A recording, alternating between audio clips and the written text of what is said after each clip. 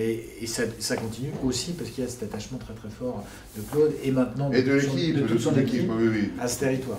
De toute l'équipe, complètement. Mais donc je suis né, moi, ici. Même s'il n'aime pas qu'on dise qu'il est de Saint-Dié, il est de Coinches. De Coinches, c'est un petit village. Mais j'y tiens beaucoup. François a des origines à Visamba. Voilà. Pas bien loin. Voilà, un peu plus haut dans la vallée. C'est dans le grand public depuis 3 ans, 4 ans, pas plus. Parce qu'Obama, aux États-Unis, un jour, dit, dans un grand discours, les États-Unis seront le premier pays de l'impression 3D. Quand il a dit ça, partout, tout le monde, dans le monde, en Europe, c'est quoi l'impression 3D? En France, c'est quoi l'impression 3D? Ça a fait boule de neige, c'est revenu vers nous, mais au fait, en France, on en fait l'impression 3D. Oui, ça fait quand même, on a expliqué que ça fait plus de 20 ans qu'on essayait d'expliquer que c'était quand même majeur comme développement et qu'on allait vers le 3D, vers le tout numérique et tout ça. Ce qui est formidable, c'est que le pôle reste à la pointe de son métier, reste sur son métier, à la pointe de son métier et avec la capacité du développement industriel et économique avec l'esprit de service public.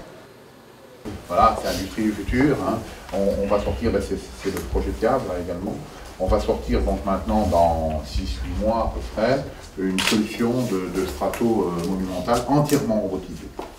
Parce qu'ils sont mal emballés. Voilà, c'est ça. Alors qu'emballer là-dedans, en tant que vice-président de la région Grand Est, qu'est-ce que vous pouvez faire pour aider Claude Barlier et tous ses associés dans cette aventure? Alors je crois d'abord qu'il faut qu'on les fasse encore mieux connaître. C'est-à-dire que cette pépite, elle est encore trop méconnue et il faut la diffuser parce qu'elle a des applications dans tous les domaines. Et il faut que les gens sachent que c'est chez nous que se situe sans doute la plus grosse structure de fabrication additive.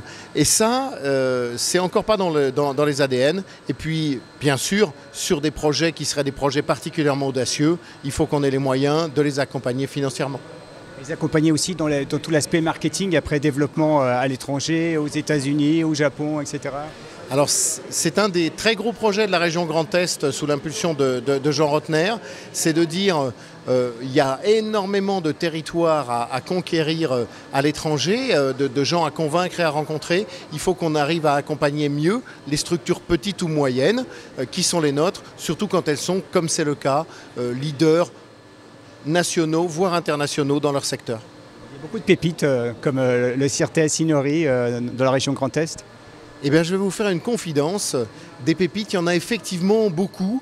Et on a toujours un petit peu notre attitude du Grand Est qui est de dire « Oh là, on ne va pas oser dire qu'on est les meilleurs, on ne va pas oser dire qu'on est fort, on ne va pas oser dire qu'on va casser la baraque. » Il faut qu'on change ça et il faut qu'on prenne l'habitude d'être fiers de ce que nous faisons.